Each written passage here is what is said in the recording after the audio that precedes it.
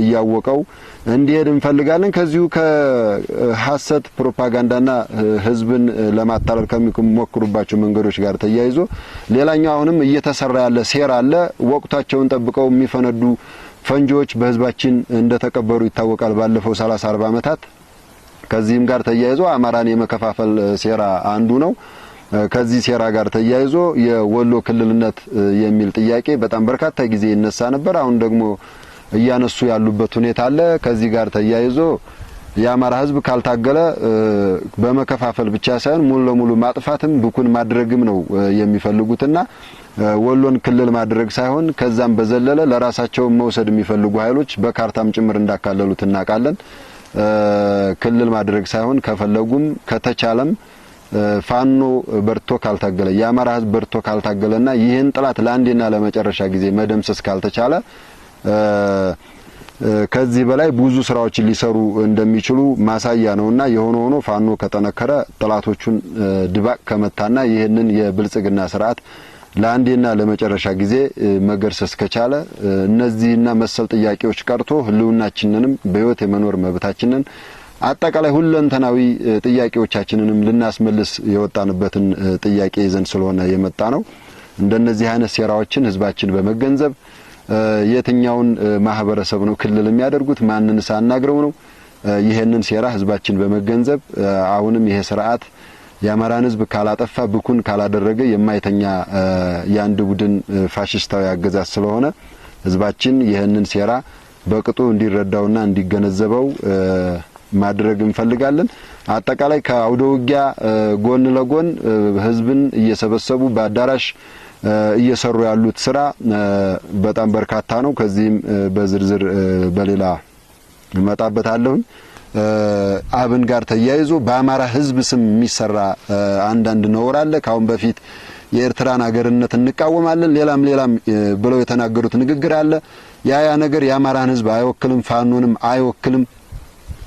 ሆዳቸውን ነው ሊወክል የሚችለው። አብይ አህመድንና ተልእኮ የሰጣቸውን አካል ነው ሊወክል የሚችለው። ይሄንን ነገር በአለም ላይ ያለ የአማራ ህዝብ ያውቀዋል። ህዝባችንም መሬት ላይ ያለው እንዲያውቀው እንፈልጋለን። ከታጋዮቹ አንደበት ይሄ መጠቀስ ስላለበት ነው። ከዛ ቀጥሎ አገዛዙ አሁንም ተስፋ ቆርጧል። በተስፋ መቁረጥ መንገድ ውስጥ አሁንም ወጣቶችን እያፈሰ ከተለያየ አካባቢ ወደ ማሰልጠኛ እያስገባ ለብ እያሰለጠነ ያመጣ ከዚህ ከበርካታ ልምድና የተጋድሎ እውቀት ካለው ፋኖ ጋር እያጋፈጠ እያስጨረሰ ያለበት ሁኔታ አለ። የሆነ ሆኖ እኛ ይሄንን እየታፈሰ እየመጣ ያለ ወጣት ተመልሶ ወደ ፋኖ መግባት ይፈልጋል። ወደ እናታቸው መሄድ የሚፈልጉ አሉ። ከትምህርት ቤት ከመዝናኛ ከተለያየ ቦታ ተነስተው ይሄዳሉ። የእናት ፍቅራቸውንም ያልጨረሱ ለጋ ህፃናቶችን ሳይቀር ነው እያፈሰ እያመጣ ያለው። ይሄ አገዛዙ በሽንፈት ጎዳና ላይ መሆኑን የመጨረሻው መጀመሪያ ላይ መሆኑን ካሁን በፊት ግፈኞች ሲወድቁ ሲንኮታኮቱ ሲያደርጉት የነበረውን ነገር እያደረገ ነው ያለው። ጣዓረሞት ላይ ነው ያለው። ህዝባችን በሚሰራ ፕሮፓጋንዳ በሚሰራ የሐሰት ቅስቀሳ በረብጣ ሚሊዮን ዶላሮች እየተሰራ ያለን ስራ ወደ ጎን በመተው ሐቁን ታውቀዋል። ህዝባችን ልጆችህ ደግሞ አለን በእውነተኛው የትግል መስመር ከልጆችህ ጎን ሆነህ ነጻነትን እንድትጎናጸፍ የሀገርህ ሁሉም ደግሞ የሃይማኖቱ ባለቤት የሚሆንበትን የሀገሩ ኢትዮጵያ ባለቤት የሚሆንበትን ትግል ነው የጀመርነው። ሁሉም ኢትዮጵያውያን ህዝቦች የኛን ትግል በመቀላቀል አሁንም በርካታ ትግሎች እየተደረጉ ያሉበት ነባራዊ ሁኔታ አለ። የሆነ ሆኖ የወጣቶቹ አፈሳ ግን የሚያሳየው የሥርዓቱ መንኮታኮትና ተስፋ መቁረጥ በሽንፈት ጎዳና ላይ እየተራመደ መሆኑን የሚያሳይ ነው። ከዚህ ጋር ተያይዞ እነዚህን ወጣቶች ያለ ውጊያ ማስኮብለል ይቻላል። እሱን በጣም እየሰራ አምስቱ ኮሮችና በስሮቻቸው ያሉ ክፍለ ጦሮች ሲደመር የሲቪል መዋቅራችን በደንብ እየሰራበት ያለበት ሂደት አለ። ይሄንንም ከግምት ውስጥ በማስገባት በውጊያም ሆነ ከውጊያ ውጭ ይሄንን የምናፈርስበት ሁኔታ አለ። ሌላው ማነሳት ያለበት ጉዳይ የነ እስክንድር ነጋ ቡድን ራሱን አፋህድ እያለ የሚጠራው ማለት ነው በስም እንጂ በግብር መሬት ላይ የሌለ ምናልባትም በግብር መሬት ላይ ካለ ካገዛዙ ብልጽግና ጋር ሆነው የድሮን አስተኳሽ እግረኛ መንገድ መሪ ተተኳሽም ጦር መሳሪያም እየተቀበሉ እየተዋጉን ያሉበት ሁኔታ አለ። በጎንደር ታይቷል። ሄደው ጎንደር አካባቢ ዳውንት አካባቢ በኮሎኔል ፈንታው ማህባው ታይቷል። ሸዋም እንደዚሁ በነ መከታው ማሞና ጓደኞቹ እየተደረገ ያለበት ነባራዊ ሁኔታ አለ። በግብር ከተባለ ከብልጽግና ጋር ሆነው የአማራን ህዝብ እየወጉ ነው ያሉት። ምናልባትም እንደ ድርጅትም አለን ካሉ ለህልውናቸው ለድርጅቱ ህልውና ነበር። አሁንም የድርጅቱ ህልውና አክትሞ ባልበላም ጭሬ ላፍሶ በሚል ከብልጽግና አገዛዝ ጋር ሆነው የአማራን ህዝብ መልሰው እየወጉ ያሉበት ሁኔታ ነው ያለው። ይህንን ሊያደርጉ የቻሉት እንግዲህ የአማራ ህዝብ ህልውናውን ለማረጋገጥ ነው እየታገለ ያለው። ከህልውናው በኋላ ከኢትዮጵያውያን ጋር በመመካከር በልኩ በወርዱ በቁመቱ ልክ የስልጣንና ኢኮኖሚ ባለቤት የሚሆንበትን ትግል ነው ይዘን እየሄድን ያለ ነው። እንደ ህዝብ ህዝባችንን ማንገስ ነው የምንፈልገው። ትላልቆ መሪዎቻችን ሁሌም እየጠቀሱት እንዳለውና በዚህ በአማራ ህዝብ ሁለንተናዊ መስዋዕትነት ስልጣን ሲያዝ ሲረማመዱበት ሲያዩ ያንን እያዩ ያደጉ አሁንም ስልጣን እንያዝ በሚል በርካታ ጥረት ያደረጉበት ሁኔታ አለ። የሆነ ሆኖ ይሄ ያከተመበት ሁኔታ ስላለ ከሁለት አመት ትግስት በኋላ ግን ይሄንን ቡድንና አደረጃጀት እንደኛ እንደ ወሎ ቤት አማራ ሙሉ ለሙሉ ከወሎ ቤት አማራ ቀጠና ያስወጣንበት ያስወገድንበትና ያጸዳንበት ሁኔታ ነው ያለው። በስሮ የነበሩ ሰራዊቶችንም ወደ ተለያዩ አሃዶች በማስገባት በርካታ ስራዎችን የሰራንበት ሁኔታ አለ። ይህን ስራ ስንሰራ በተለይ አንዳንድ ክፍለ ጦሮቻችንን ዞብላምባ ክፍለ ጦርና ሀውጃኖ ክፍለ ጦርን የምስራቅ አማራ ኮር 2 ዞብላምባ ክፍለ ጦርና ከምስራቅ አማራ ኮር 1 ሀውጃኖ ወይም ይርጋበበ ክፍለ ጦርን ስም ማጥፋት ነበረ።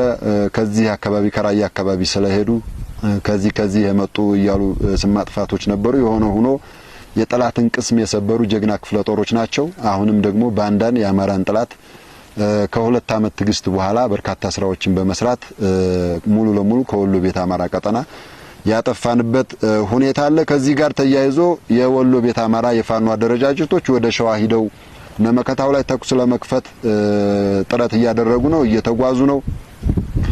በአርበኛ ፊት አውራሪ ደርሳን ብርሃኔ የተመራ ጦር እዚህ ደርሷን እዛ ደርሷን የሚል ፕሮፓጋንዳ አእምሮ በሌለው በሆዳደሩ በነናትናኤል መኮንንም በርካታ ስራዎችን እየሰሩ ፕሮፓጋንዳዎችን እየሰሩ ያየን ነው። ይሄ የሆነ ሆኖ ህዝባችን በተለይ ሸዋም የራሳችን መሬት ነው፣ የአማራ መሬት ነው፣ የዛ ነው የዚህ ነው ብለን ባለቤት አንሰጠውም። የአማራ መሬት ነው፣ የአማራ ርስት ነው፣ አገራችን ነው። ሂደን ትግል ማድረግ እንችላለን። ካሁን በፊት እና አርበኛ መከታው ማሞጋ 2 ትላልቅ ሻለቆችን በአሁኑ አደረጃጀት ክፍለ ጦሮች ማለት እንችላለን ከበርካታ ብሬኖች፣ ስናይፐሮች፣ ዲሽቃ በርካታ ተሽከርካሪዎችና በርካታ ክላሽንኮፍ የታጠቁ የሰው ህይወት ጭምር ዋጋ ከፍለንበታል። እዛ ቦታ ላይ አሁንም ዋጋ እንከፍልበታለን በልኩ። አንዳንድ የአማራ ጠላቶች ግን ናሬት በሚያደርጉት በሚተርኩት ልክ ግን እንዳልሆነ የሸዋም ህዝብ ያውቀዋል። ህዝባችን የከፈልነው ዋጋ በናርበኛ በለጠ ሸጋውና በናርበኛ ፊት አውራሪ ደርሳን ብርሃኔ መሪነት ሸዋ ላይ የወሎ ልጆች ዋጋ ከፍለዋል። የጎንደር የሸዋ ልጆች የጎጃም ልጆች ዋጋ ከፍለውበታል። በቀድሞ ምስራቅ አማራ ፋኖ አደረጃጀት ማለት ነው። በርካታ ስራዎችን የሰራ አደረጃጀት እንደሆነ ይታወቃል። ምስራቅ አማራ ፋኖ ሸዋም ላይ ብዙ ዋጋዎችን ከፍለናልና እና አርበኛ መከታው ማሞም ከራያ ቆቦ ጀምሮ እስከ ሸዋ አብረናቸው ብዙ ሰርተናል። ብዙ እንዲደራጁ እንድንደራጅ አብረን ታግለናል። የሆነ ሆኖ መስመር ሲስቱ ከአማራ ህዝብ ህልውና ትግል ሲወጡ ቀይ መስመሩን ሲያልፉ ቀይ መስመሩን ስለናል። የሆነ ሆኖ መስመር ሲስቱ ከአማራ ህዝብ ህልውና ትግል ሲወጡ ቀይ መስመሩን ሲያልፉ ቀይ መስመሩን ሲያልፍ ራሱን መከላከያ ሰራዊት እያለ የሚጠራውንና የብልጽግናውን ቡድንም በዚህ ደረጃ ያንኮታኮትንበት ሁኔታ አለ። እነዚህ ወንድሞቻችንንም ከበርካታ ፍጹም ትግስት በኋላ ከሁለት አመት ልፋት በኋላ በዚህ ደረጃ ካገዛዙ ጋር ሆኖ ስለወጉን ፊት መዟዟሮች አሉ። ይሄ የሚደበቅ አይደለም። አሁንም ጊዜው አልረፈደም። ከትግሉ ጎን መሰለፍ ከፈለጉ መነጋገር መምጣት ይቻላል። ካልሆነ ግን የአማራ ህዝብ ህልውና ጅብ ከሚበላ በልተው ተቀደስ ነው። በየትኛውም የዓለም አካባቢ የምትገኙ የአማራ ተወላጆች እየከፈላችሁ ያላችሁት ዋጋ እጅግ በጣም ከፍ ያለ ነው። ትልቅ ዋጋ ነው የምንሰጠው፣ ግዴታችሁም ቢሆን ማለት ነው። በየትኛውም አካባቢ የዓለም ሀገር ያላችሁ የአማራ ማህበራት፣ አጠቃላይ የአማራ አደረጃጀቶች፣ ከአደረጃጀት ውጭም ሆነ በአደረጃጀት ውስጥ ያላችሁ የአማራ ተወላጆች እየከፈላችሁ ያላችሁት ዋጋ እጅግ ከፍ ያለ ነው። ካሁን በፊትም አመስግነናል። አሁንም ከፍ ያለ ምስጋና አለን። ወደፊትም ይህንን ተግባራችሁን አጠናክራችሁ እንድትቀጥሉ እንፈልጋለን። የአንድ ቡድን አገዛዙ ፋሽስታዊው የብልጽግና የአብይ አህመድ አገዛዝ በአማራ ህዝብ ላይ እየፈጸመ ያለውን የዘር ማጥፋትና የዘር ማጽዳት ሁኔታ ለዓለም አቀፉ ማህበረሰብ የማስመዝገቡ ሂደት በጣም ተጠናክሮ የቀጠለበት ሁኔታ አለ። አሁንም አጠናክራችሁ ቀጥሉ። ሰብአዊ ድጋፍ በሚያስፈልግባቸው አካባቢዎች ሰብአዊ ድጋፎችን አሁንም በተፈጠረው መሪ ድርጅት አማካኝነት የሚያስፈልጉ አሰራሮችን ካወረድን በኋላ ስለምናደርሳችሁ በዛ መሰረት ስራዎችን እንድትሰሩ የሚል መልእክትም አለን። ያ ባይመጣም ዝም ብላችሁ ህዝባችሁን ማየት የለባችሁምና በምትችሉት በምታገኙት አጋጣሚ ሁሉ ሐቀኛ የሆነ መስመር ካገኛችሁ አሁንም የተጎዳው ማህበረሰባችሁና ትግላችሁን ከመደገፍ ወደ ኋላ እንዳትሉ። ከዚህ ረገድ የአብይ አህመዱን የአንድ ቡድን የብልጽግና ፋሽስታ አገዛዝ በዓለም አቀፍ ደረጃ ከማሽመድመድና ነውሩን ከማጋለጥ አንጻር የለንደን ፋኖች በተለይ የሁሉም ሚና ተመሳሳይ ነው እናውቃለን። በተለይ ግን የለንደን ፋኖች ለንደን ግንባር ላይ ያደረጋችሁት ያላችሁት ተጋድሎ እጅግ በጣም ደም የሚያሞቅ ነው። ፍጹም ሰላማዊ በሆነ መንገድ ዲሞክራሲያዊ በሆነ መንገድ ህዝባዊ አመጽና ህዝባዊ ሚተኝነት በሚመስል መንገድ አብይ አህመድንና በስሩ የሚገኙ ሆዳደር ካድሬዎቹን ያሽመደመዳችሁ ያላችሁበት ሁኔታ ዩናይትድ አረብ ኤሚሬትስና ሌሎች ለአብይ አህመድ አገዛዝ ተተኳሽም እያቀረቡ ገንዘብም እየሰጡ የአማራ ህዝብ ላይ ጭፍጨፋ እየፈጸሙ ያሉ ሀገራችን ኢትዮጵያ ለማፍረስ እየሰሩና እየፈጸሙ ያሉትን እያጋለጣችሁበት ያለው መንገድ እጅግ የሚያኮራ ነው። የለንደን ፋኖች አብይ አህመድ በተለያዩ 7 እና ከዛ በላይ የአውሮፓ ሀገራቶች ሊዞር መጥቶ ሁለቱ ላይ ጥሩ አቀባበል ሳያገኝ አፍሮ የተመለሰበት ሁኔታ አለ። ኢትዮጵያ ትልቅ ሀገር ናት። ግፈኞች የቱንም ያክል ቢሰሩ በዛ የሚቀጥሉባት ሀገር አለችም። የነበረ ታሪኳ ያሳያል። የነበረ የታሪክ ማህደሯ ያሳያል። በእኛም እድሜ እያየን ያለ ነው ይሄን ነው። ፋኖ ደግሞ በተፈጥሮ አይሸነፍም። ሽንፈት ስሪቱ አይደለም። ይሄ ትውልድ ይሄ የኛ ፋኖ ደግሞ ይሄንን ታሪክ ያስቀጥላል። በዚህ እርግጠኞች ነን። ከፈጣሪ በታች ሀገሪቱ ፈጣሪዋ ጥሎ አይጥላትም። ፈተናዋን የሚያበዛባት ለዛ ነው። ድል እንደምናደርግ አንጠራጠርም።